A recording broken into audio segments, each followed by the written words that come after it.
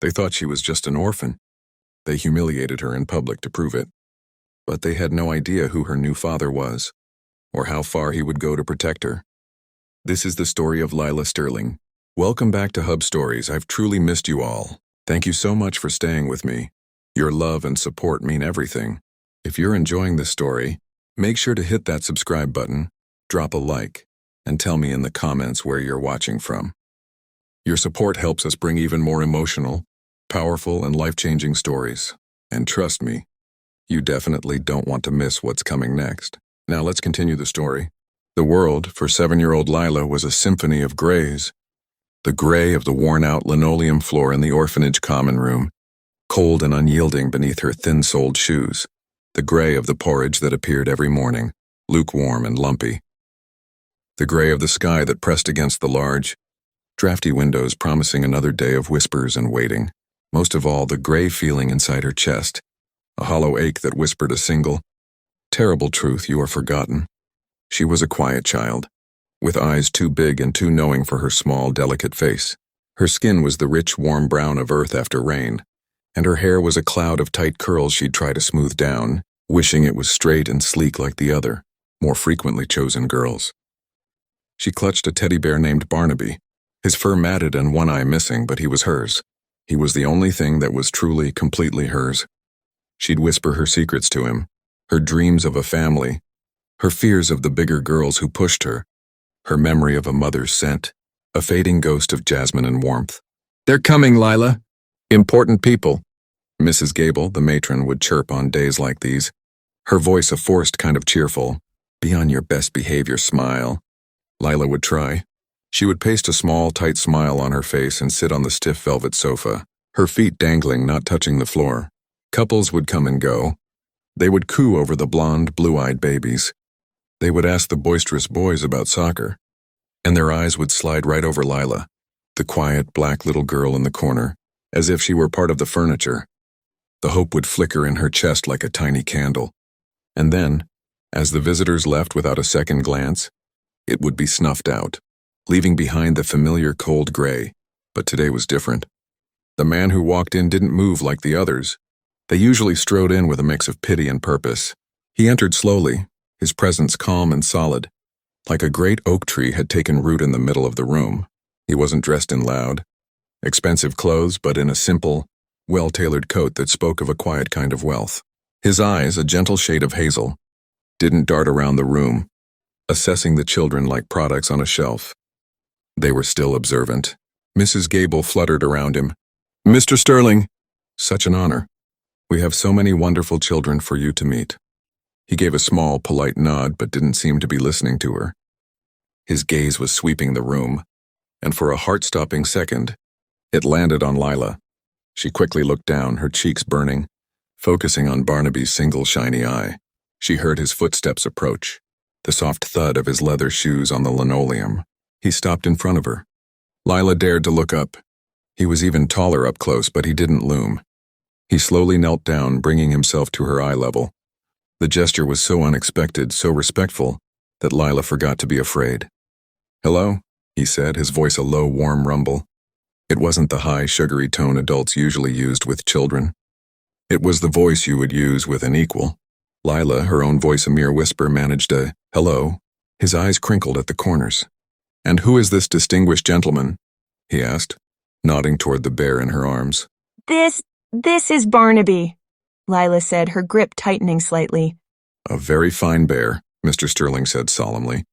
"He looks like he's been on many important adventures. And then he did something no one had ever done before. He didn't try to pat her head or pinch her cheek. He held out his hand, not to take Barnaby, but for her to shake.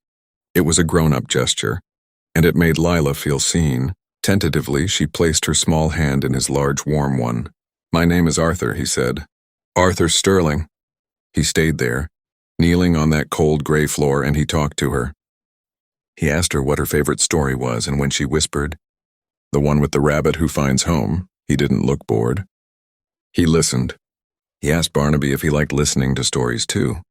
For 10 whole minutes, the rest of the orphanage, the noise, the other children, Mrs. Gable's anxious hovering faded into a blur. There was only this kind man with the quiet voice who made her feel For the first time, like she was interesting. Finally, he stood up, but his warm gaze never left her. He turned to Mrs. Gable. "I've made my decision." Mrs. Gable beamed, ready to call over one of the more popular children. Mr. Sterling looked directly at Lila, and his smile was as warm and real as the summer sun breaking through the gray clouds. "I would be honored," he said, his voice thick with an emotion Lila didn't yet understand. "If Lila would come and be my daughter." The words hung in the air. They didn't make sense at first. They were words from a dream. My daughter. The gray world shattered. The hollow ache in her chest didn't just disappear. It was filled with a brilliant, terrifying, wonderful light. Tears not of sadness, but of a hope so fierce it was painful, welled in her eyes and spilled down her cheeks. She wasn't being chosen for a trial visit. She wasn't being considered. She was being claimed. He was taking her home. As she clutched Barnaby with one hand and took Mr. Sterling's, her father's, hand with the other, Lila took her first step out of the gray and into a future painted in colors she had only ever dreamed of. The Sterling mansion was not just a house. It was a kingdom of light and silence. Sunlight streamed through floor-to-ceiling windows, illuminating floating dust motes that danced like tiny fairies. The carpets were so thick and soft they swallowed sound whole, and the walls were adorned with art that felt both old and immensely valuable. For Lila, it was a world pulled directly from the storybooks she loved. Her new room was a dream of pale lavender and cream, filled with dolls whose hair was silky and smooth, and a canopy bed fit for a princess. Arthur Sterling, her father, was her anchor in this beautiful, bewildering new world. In the evenings, he would sit on the edge of her bed, his large frame making the delicate chair seem absurd, and read to her. His voice, that warm, low rumble, would bring the characters to life. He didn't just read the words.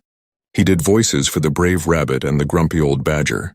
In these moments, curled under her duvet with Barnaby tucked beside her, Lila felt a safety so profound it was almost dizzying. She was his daughter. He had chosen her, but castles, she was learning, often have dragons. The dragon in this story was not a fire-breathing beast, but a woman in tailored silk and a smile as sharp as broken glass, Aunt Beatrice. Arthur's older sister lived in a guest wing of the mansion, a fact Lila slowly realized was not out of familial warmth, but a kind of permanent, privileged oversight. Beatrice was the self-appointed keeper of the Sterling legacy, a legacy she believed was built on bloodlines, blue eyes, and old money. From the beginning, Beatrice's gaze scraped over Lila like winter wind. She never shouted. She never directly called Lila names. Her weapons were far more refined. "Are you sure she should be using the good china, Arthur?" Beatrice would ask over dinner, her tone light and conversational. Little hands can be so clumsy. Or when Lila was showing her father a drawing she'd made, Beatrice would sigh and say, "Such vibrant colors. A bit chaotic, but I suppose it's expressive." Her words were always layered, coated in a sugar-thin veneer of concern that made it impossible for Arthur to call her out, without seeming confrontational. Then there were Beatrice's children, Lila's new cousins, 15-year-old Chloe and 13-year-old Alexander. They were carbon copies of their mother with the same cold, assessing eyes. They ignored Lila for the most part, but when forced to interact, their comments were subtle daggers.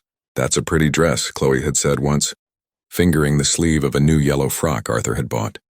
"It's a shame they don't make clothes like this in more practical fabrics for playing." Alexander's torment was simpler. He'd simply look at Barnaby, then at Lila, and smirk. It was a smirk that said, "We all know you don't belong here." The plan for the trip to the Grand, new Skyline Galleria, was hatched in the sunroom. Lila was arranging her new dolls in a tea party when she heard the excited chatter. She peeked around the doorway. "It's the most exclusive mall on the East Coast," Chloe was gushing, scrolling through pictures on her phone. "They have a champagne bar and everything." "The architect is a personal friend," Beatrice added, sipping her tea. "We simply must make an appearance opening weekend, Arthur. It's where everyone will be." Lila's heart gave a little leap. A mall, she'd seen them on television, palaces of light with fountains and giant stores full of wonders.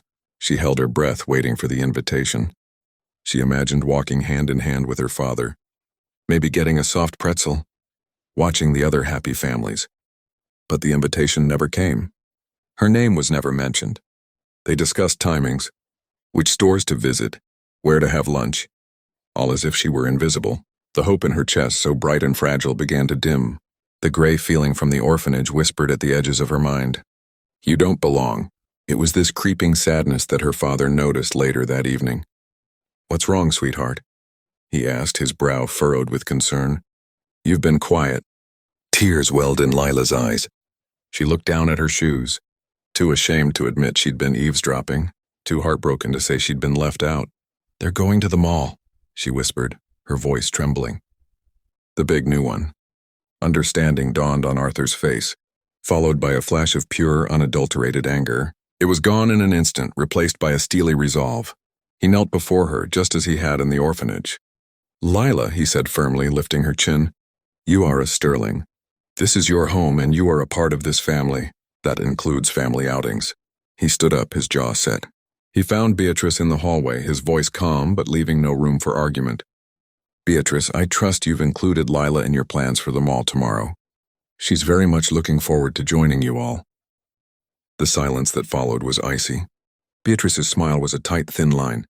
Of course, Arthur, she said, her voice dripping with false sweetness. We wouldn't dream of leaving her behind.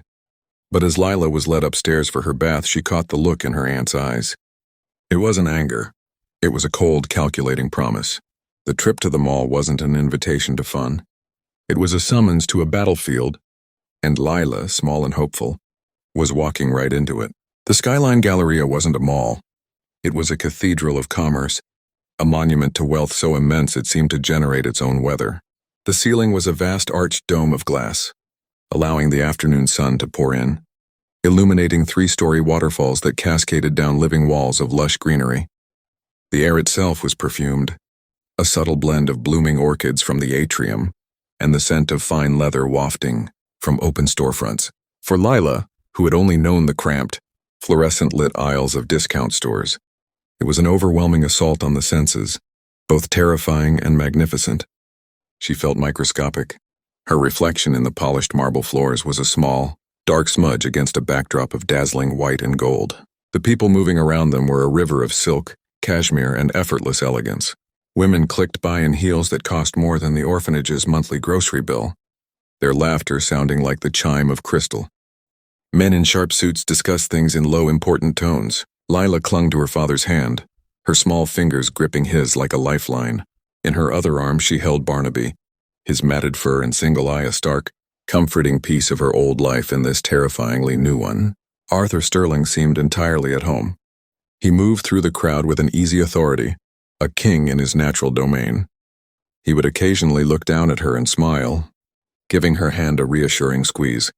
See that, Lila? That's the carousel I told you about. We'll ride it later, he'd say, or, the ice cream here is made with real vanilla beans from Madagascar. But his presence was a magnet, and soon they were joined by the rest of the Sterling contingent. Aunt Beatrice descended upon them like a galleon in full sail, her cream-colored trench coat flowing behind her. Chloe and Alexander followed, already looking bored and superior. Chloe was scrolling through her phone, her expression one of mild distaste, as if the Galleria was merely adequate. Alexander's eyes were already scanning for the most expensive electronics store. The moment Arthur's attention was pulled away by a business associate who materialized from the crowd. The atmosphere around Lila shifted palpably. The protective bubble her father provided thinned and popped. It started with Barnaby. Beatrice's gaze, cool and assessing, fell upon the teddy bear. A faint, almost imperceptible smile touched her lips. "Oh, Lila," she said, her voice a syrupy drawl that carried just enough to be heard by her children. "You brought your little friend. How sentimental." Chloe snickered, not even bothering to look up from her phone.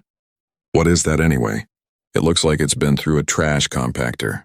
Lila's grip on Barnaby tightened. She pulled him closer, tucking him partially behind the skirt of her yellow dress. The dress which had made her feel like a sunbeam this morning now felt like a target. "I think it's cute," Alexander said, his tone anything but sincere. He leaned in, his voice a mocking whisper. "Does it tell you secrets? Like, where to find the best garbage to sleep in?" A hot flush of shame crept up Lila's neck. She looked down at the marble floor, focusing on the veins of gold running through the stone, wishing she could sink into them and disappear. "Now, children, be nice," Beatrice chided. But her words were empty, a performance for anyone who might be watching. "Lila comes from a different background. These simple toys are all she knows. She reached out and, before Lila could react, lightly pinched the frayed fabric of Barnaby's ear between her thumb and forefinger, as if examining something unsanitary. We'll have to get you a proper doll, dear. One from Switzerland. They have such lovely, clean faces. The word clean hung in the perfumed air. It wasn't about dirt. It was a code, a way of saying Lila, and everything associated with her past was unclean, unwanted. They began to walk, a slow, processionary march past stores whose names Lila couldn't pronounce. With every step, the whispers continued, a soft, relentless drizzle of poison. She's holding his hand so tight, Chloe murmured to her brother. As if she's afraid she'll get lost, or more likely thrown out. I heard father had to buy that dress for her, Alexander replied, just loud enough. She didn't have anything that wasn't donated. Lila tried to focus on her father's broad back, on the sound of his voice as he talked to his associate, but the whispers were like insects buzzing in her ears. She felt their eyes on her, Aunt Beatrice's cold appraisal, Chloe's disdain, Alexander's mockery. She was a specimen under a glass bell, every flaw magnified, every insecurity exposed. The initial wonder of the Galleria had curdled into a deep-seated anxiety. The beautiful lights now felt interrogating. The cheerful music from the carousel sounded taunting. She wasn't a guest in this palace. She was an intruder, and with her father momentarily distracted, the walls of her new, happy life were showing their first deep cracks. The happy little girl in the yellow dress was fading, replaced by the orphan who knew, with a sinking certainty, that she was not wanted here. The ice cream parlor, Gelato Paradiso, was a jewel box of a shop, a symphony in white marble and gleaming brass. A chill, sweet air wafted from the gleaming counter, where dozens of ceramic tubs held perfect, pastel-colored swirls of ice cream and sorbet. It was a place designed for pure, unadulterated joy. For Lila, who had only ever known the single, freezer-burnt tub of vanilla at the orphanage, it was a glimpse of heaven. Arthur Sterling, seeing the wide-eyed wonder on her face, beamed. This is the best ice cream in the city, sweetheart. You can have whatever you like. Anything at all. He was about to guide her to the counter when his phone buzzed in his pocket. He pulled it out, his smile tightening slightly. I'm so sorry, Lila. It's the Tokyo merger. I have to take this. It will only be a moment. He looked over at his sister, who was examining a manicured nail. Beatrice, would you mind helping Lila choose? I'll be right outside. Aunt Beatrice's smile was a swift, predatory flash. But of course, Arthur. Don't worry about a thing. We'll take excellent care of her. The moment her father stepped outside, his phone to his ear, the atmosphere in the sweet-scented shop turned frigid. Beatrice's posture changed, the feigned warmth evaporating to reveal her true glacial core. Come along, then, she said to Lila, her voice devoid of its previous false warmth. She steered Lila not with a gentle hand, but with a firm pressure on her small shoulder. Lila's eyes scanned the dazzling array. There was a deep, dark chocolate that reminded her of her father's eyes when he laughed, a vibrant pink strawberry and a creamy pistachio dotted with nuts. But her gaze kept returning to the one with the tiny, dark specks. The chocolate chip, please, she whispered, pointing a timid finger. An interesting choice, Beatrice remarked, her tone implying it was anything but. A bit common, but I suppose it suits. The server, a young man who seemed oblivious to the tension, scooped a perfect, generous ball of the cream-colored ice cream flecked with rich chocolate into a delicate crystal dish. He handed it to Lila with a kind smile. She took it with both hands, the cold of the dish seeping into her palms. For a fleeting second, she was happy. This was hers. This beautiful, delicious thing was just for her. That was when Beatrice made her move. Let me help you with that, dear, she said, her voice suddenly loud and cloyingly sweet, calculated to draw the attention of the other well-dressed patrons. You look so clumsy with it. Before Lila could protest or pull away, Beatrice's hands were on the dish. Her movement was a masterclass in false clumsiness, as she took the cup, her designer handbag, which had been hanging precariously from her elbow, accidentally swung forward, knocking into her own arm. It was a perfectly staged stumble. The crystal dish tipped, seeming to hang in the air for a horrifying second before it upended itself. A wave of cold, creamy chocolate chip ice cream splattered directly down the front of Lila's beautiful yellow dress. The shock was instantaneous and paralyzing. The cold was so intense it stole her breath. She looked down, watching as the thick, melting goo slid down the pristine fabric, turning the sunny yellow into a soggy, stained brown mess. It dripped onto the immaculate white marble floor with a soft, pathetic plip, plip, plip. A burst of laughter, sharp and cruel, erupted from Chloe and Alexander. "Oh, wow," Alexander guffawed. "She's covered in it." Beatrice let out a theatrical, exasperated sigh, placing a hand over her heart. "Oh, you clumsy, clumsy girl," she announced to the entire shop.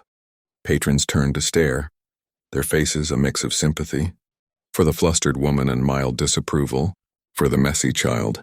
"I tried to help you and you just jerked it right out of my hands. Look at the mess you've made." The lie was so brazen, so perfectly delivered, that Lila could only stand there, frozen in a statue of shock and shame. The evidence was all over her, the cold, sticky proof of her own alleged clumsiness. Her vision blurred with hot tears. This wasn't an accident. It was an execution. Her beautiful dress, a symbol of her new father's love, had been deliberately ruined, and she was being framed as the culprit. Before the tears could fall, Chloe swooped in, a vulture moving in for the kill. "Here, let me help," she said, her voice dripping with false concern. She grabbed a handful of cheap, scratchy napkins from the counter and began scrubbing vigorously at Lila's chest. But she wasn't cleaning. She was grinding the stain deeper, smearing the chocolate over a wider area, making the damage irrevocable. The delicate fabric of the dress chafed against Lila's skin. "Now you just look like a dirty little orphan," Chloe whispered, her mouth so close to Lila's ear that no one else could hear. The words were the final brutal blow. Lila stood there shivering in the cold, air-conditioned parlor, her dress destroyed, her joy extinguished, and her spirit crumbling under the weight of their calculated cruelty. She was no longer a little girl with ice cream. She was a problem, a mess, a humiliation. And her father was still outside, completely unaware that his daughter's heart was being broken, one cold, sticky smear at a time. The initial shock of the cold gave way to a deeper, more penetrating chill, the chill of utter mortification. Lila stood frozen, a small, solitary island in the middle of the gleaming marble floor. The chocolate ice cream seeped through the fabric of her dress, a cold, wet stain spreading over her heart. She could feel the sticky substance beginning to cling to her skin, a disgusting, melting second skin that marked her as different, as messy as wrong. Tears, hot and insistent, welled in her eyes, blurring the judgmental faces of the strangers into a watery, disapproving haze. She tried to blink them back, to be brave, to be the strong daughter Arthur Sterling deserved. But it was a losing battle. A single traitorous tear escaped, tracing a clean path through the tiny freckles on her cheek, before dripping down to join the mess on her chest. It was this tear that seemed to signal open season for her cousins. Alexander, emboldened by his mother's successful framing and the audience's attention, stepped forward. He didn't just point. He thrust his finger directly at the stain, his face contorted in a mask of mock horror and delight. Look at her," he crowed, his voice echoing in the hushed, refined space of the parlor. "She's melting, just like her stupid ice cream. She even dresses like a messy orphan." The word, orphan, it was a word Lila hadn't heard, directed at her since the day her father had taken her hand. It was a curse, a label she thought she had shed along with the gray linoleum and lumpy porridge. In this palace of light and luxury, the word felt 1,000 times more cruel. It didn't just mean she had no parents. In Alexander's mouth, it meant she was dirty, unworthy, and fundamentally out of place. It was a weapon designed to strip her of her new name, her new family, her new life. The word seemed to hang in the perfumed air, sucking the oxygen from it. Lila felt a physical pain in her chest, as if the word had been a physical blow. The whispers around them intensified. She couldn't make out the sentences, but she heard the tones, pitying, disdainful, curious. They were all looking at her. They saw the stain. They heard the word orphan, and they were connecting the dots, drawing the exact conclusion Beatrice had intended. Chloe, not to be outdone, performed her part with vicious perfection. "Oh, you poor thing," she simpered, her voice loud enough for the growing audience. She grabbed more napkins, this time dunking them clumsily into a glass of water a server had left on a nearby table. "Let's get you cleaned up." The sopping wet napkins were a disaster. She smeared the chocolate stain into a wider, darker, muddier brown halo across the entire front of the dress. The water made the thin fabric cling transparently to Lila's small frame, making her feel even more exposed and vulnerable. "Stop it," Lila whispered, her voice a broken thread of sound. It was the first word she had managed to utter since the ordeal began. But Chloe either didn't hear or more likely didn't care. "You have to hold still," she chided loudly, scrubbing harder. "You're just making it worse." Lila wanted to shrink. She wanted the marble floor to crack open and swallow her whole. She wanted to be back in her lavender room, safe with Barnaby. She looked past her tormentors, through the glass front of the parlor, desperately searching for her father. She could see the back of his suit jacket, his head nodding as he talked on the phone. He was so close, yet he felt a world away. He was in a world of mergers and millions, while she was in a world of public shattering. The weight of it all, the cold stickiness, the glaring stares, the cruel laughter, the feeling of the beautiful dress being irrevocably ruined, pressed down on her. Her small shoulders began to shake with the effort of containing her sobs. She was no longer just a little girl with a stain. She was a spectacle. She was the clumsy orphan, the messy little thing the rich lady was trying and failing to help. In that moment, surrounded by the opulent beauty of the Galleria, Lila felt a loneliness more profound than any she had ever felt in the orphanage. There she had been one of many forgotten children. Here she was alone on a stage, under a spotlight of humiliation, being methodically stripped of her dignity by the very people who were supposed to be her family. The hope that Mr. Sterling had planted in her heart didn't just flicker. It felt as if it were being doused in a bucket of icy, chocolate-colored water, drowning right there in front of everyone. The call from Tokyo was a complex web of figures and legalities, a problem that required Arthur Sterling's sharpest focus. Yet a part of his mind, a quiet paternal thread, remained tethered to the little girl inside the ice cream parlor. He'd ended the call as swiftly as professionalism allowed, a faint smile touching his lips as he imagined Lila's face, likely smeared with chocolate, her eyes wide with the simple joy of a treat. He turned, his intention to rejoin her a warm pull in his chest. The scene that met his eyes through the glass wall of the parlor did not compute at first. It was a tableau so dissonant with the image in his mind that his brain simply rejected it. There was his daughter, but she was not smiling. She was standing rigid, a statue of misery.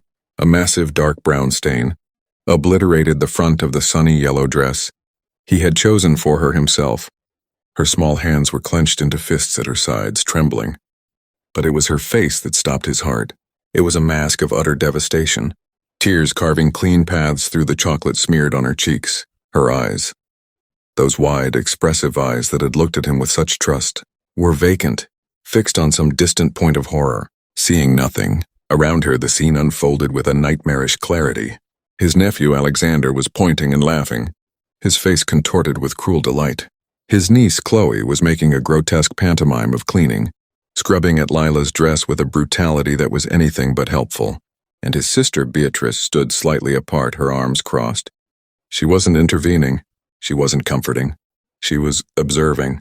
A faint, almost imperceptible, smirk of satisfaction played on her lips as she watched the other patrons whisper and stare at the sobbing child. In that single crystallized moment, Arthur Sterling understood everything. The accident was not an accident. The clumsiness was a lie. This was a calculated public execution of a little girl's spirit. A rage, cold and pure and more terrifying than any hot-headed fury, ignited within him. It was a tectonic shift, a fundamental reordering of his universe. This was not just bullying. It was a betrayal of the most sacred trust he had offered, the trust that his family would protect his child. The air left his lungs.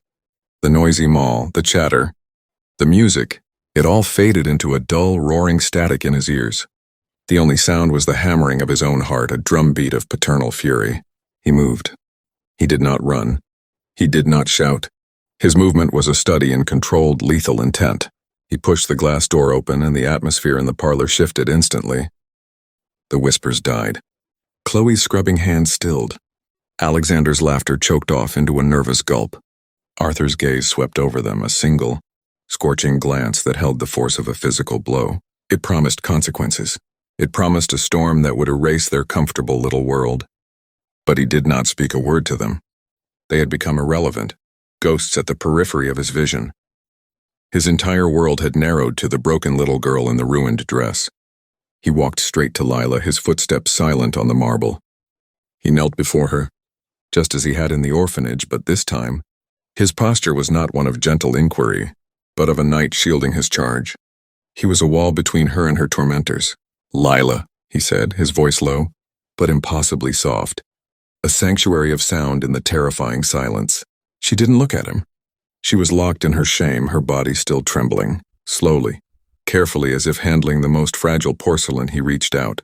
He did not touch the stained dress. He did not try to wipe her tears. He simply cupped her wet, sticky cheek with his large, warm hand, his thumb gently stroking her temple. That single, tender touch broke the spell. A ragged, heart-wrenching sob finally escaped her, a sound that tore at his soul. Her eyes, full of a bottomless pain, flickered up to meet his. Without another moment's hesitation, he slid one arm behind her back and the other under her knees, lifting her effortlessly from the puddle of melted ice cream and humiliation. She was so light in his arms, a bundle of shattered trust. She immediately buried her face in the crisp, clean fabric of his suit jacket, her small body shaking with silent, shuddering sobs. He stood holding his daughter and turned to face his sister. His eyes, usually warm with hazel light, were now the color of a winter storm. He didn't need to accuse her. He didn't need to demand an explanation. The look he gave her was a verdict. It was a promise that the life she knew, the privileges she enjoyed, the very roof over her head, were now hanging by the thinnest of threads. Then, without a single word spoken to anyone else in the shop, Arthur Sterling, billionaire, titan of industry, turned and carried his broken little girl out of the palace of whispers, his silence more deafening than any scream. The mansion, which had always felt like a sanctuary of light, was now a cavern of shadows. The night had been endless. Lila had lain stiffly in her canopy bed, the lavender walls feeling like a painted prison. Every time she closed her eyes, she was back in the ice cream parlor, the cold shock, Alexander's pointing finger, Chloe's vicious whisper, the sticky, shameful feeling of the stain on her skin. She had cried until no more tears would come, until her eyes were raw and gritty, and a hollow, aching numbness had settled deep in her bones. When a sliver of grey dawn finally pierced through her curtains, she felt no relief. The events of the previous day were not a bad dream. They were a new, terrible reality. The humiliation was a physical weight on her chest, making it hard to breathe. She was the clumsy orphan again, the messy little girl who didn't belong. She didn't want to get up. She didn't want to face the day, the house, or the people in it. What if her father saw her differently now? What if the stain on her dress had left a permanent stain on his love for her? The fear was paralyzing, but a deeper, more desperate need, the need for the safety of his presence, finally, compelled her to move. She slipped out of bed, leaving Barnaby tucked under the covers. She didn't put on one of her new robes. She pulled on a simple old pair of socks and crept out of her room, a small silent ghost in the sleeping house. The grand staircase seemed to stretch on forever. She moved slowly, her hand skimming the polished banister, each step an effort. She expected the usual morning quiet, the soft hum of the central heating, perhaps the distant clink of the housekeeper preparing breakfast in the kitchen. What she heard instead made her freeze on the bottom step. Voices, not the cheerful, casual tones of a normal morning, but low, tense, and formal. They were coming from the formal living room, a space so vast and pristine, it was almost never used. Reserved for the most important, and often most unpleasant of occasions. Her heart, already fragile, began to beat a frantic, panicked rhythm against her ribs. Had they come to send her back? Had Aunt Beatrice convinced her father that she was too much trouble? Too messy, too. Un-Sterling-like. Gathering every ounce of her courage, Lila peeked around the ornate doorway. The scene was so surreal, it took a moment for her mind to process it. Aunt Beatrice, Chloe, and Alexander were there, but they were not sitting comfortably on the priceless antique sofas. They were standing, clustered together near the fireplace like startled deer. Beatrice's usual mask of cool composure was gone. Her face was pale, her lips pressed into a thin, bloodless line. Chloe was studying the intricate pattern of the Persian rug with intense fascination, unable to meet anyone's eyes. Alexander fidgeted, his hands shoved deep in his pockets, looking younger and far less sure of himself than he had the day before. They looked anxious, cornered. And in the center of the room, the focal point of all the tension, stood her father. He was not looking at his sister. He was standing tall and immovable, his back to the grand fireplace, his expression unreadable but for a glint of hard, flinty purpose in his eyes. He was dressed not in his casual weekend clothes, but in a dark, impeccably tailored suit, as if preparing for a high-stakes board meeting. But the most surprising figure was the woman standing calmly beside him. She was not a lawyer, not a business associate. Lila recognized her, a flicker of memory from the television screen in the orphanage common room. It was Ms. Evangeline Jones, the beloved and famously kind-hearted owner of the city's most prominent children's charity. She was known for her warm smile. But today her face was serene and solemn, her intelligent eyes taking in the scene with a quiet understanding. The air in the room was thick enough to choke on. It was clear a verdict was about to be delivered. A judgment was moments away from being passed. Lila stood in the doorway, her small frame hidden by the door jamb, her breath caught in her throat. The humiliation of them all was a fresh, open wound, but this felt different. This felt like the calm before an earthquake. Her father had not forgotten. He had not dismissed her pain. He had been planning something, and as she looked at the terrified faces of her tormentors, a tiny, fragile spark of something she thought had been extinguished forever, a feeling of safety, began to flicker, weakly back to life in the cold, hollow space inside her. For a long, suspended moment, Lila remained hidden in the doorway, a ghost at the edge of her own life. The fear was still a cold knot in her stomach, whispering that she was an intruder in this scene of adult consequence. But then her father's eyes, those kind, hazel eyes that had first seen her in the orphanage, found hers. They didn't glance. They sought her out as if he had known she was there all along, and in their depths she saw no disappointment, no regret. She saw only a fierce, unshakable love and a silent plea for her to be brave. Taking a shuddering breath, Lila stepped into the room. The click of her small heels on the parquet floor sounded like thunder in the silence. All eyes turned to her. Beatrice's gaze was a shard of ice, but for the first time Lila saw a crack of fear in it. Chloe and Alexander looked away, unable to hold her stare. Arthur Sterling didn't wait for her to cross the vast room. He moved to meet her, his steps sure and steady. He knelt before her just as he had in the ice cream parlor.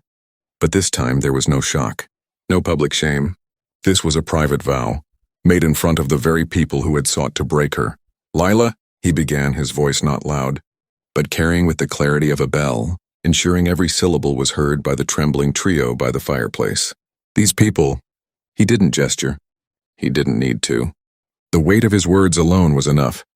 "I tried to make you feel small because of where you came from. They thought your value was in the past, in a story they could use to hurt you." He took her small hands in his. They were warm and solid, a fortress against the world. "But they forgot one thing, my darling.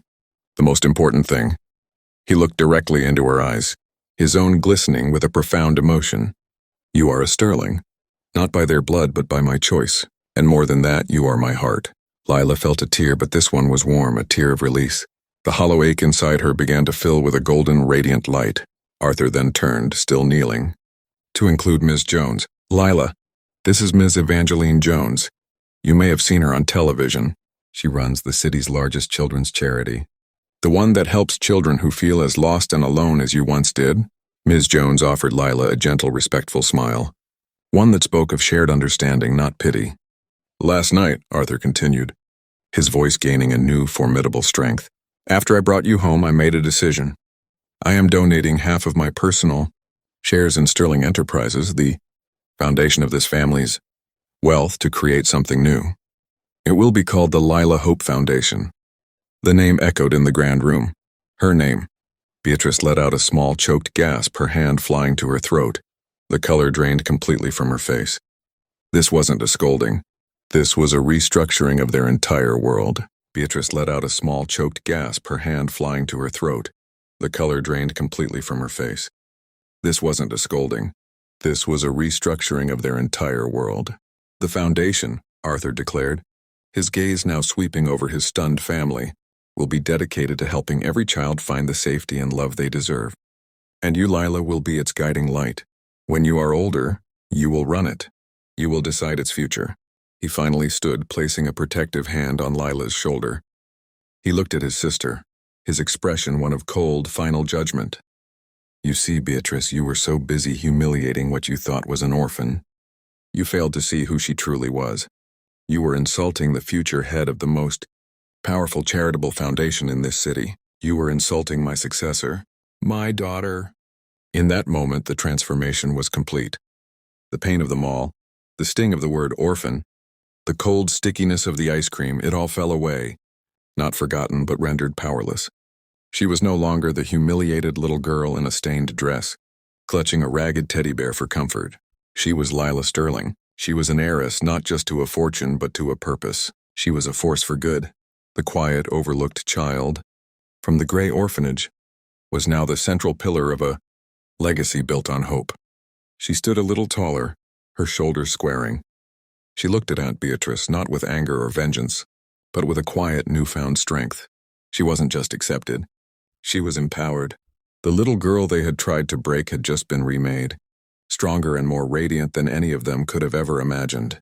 Her father's love had not just saved her, it had launched her, and her future, once a desperate dream, was now a promise brighter than all the lights in the Skyline Galleria.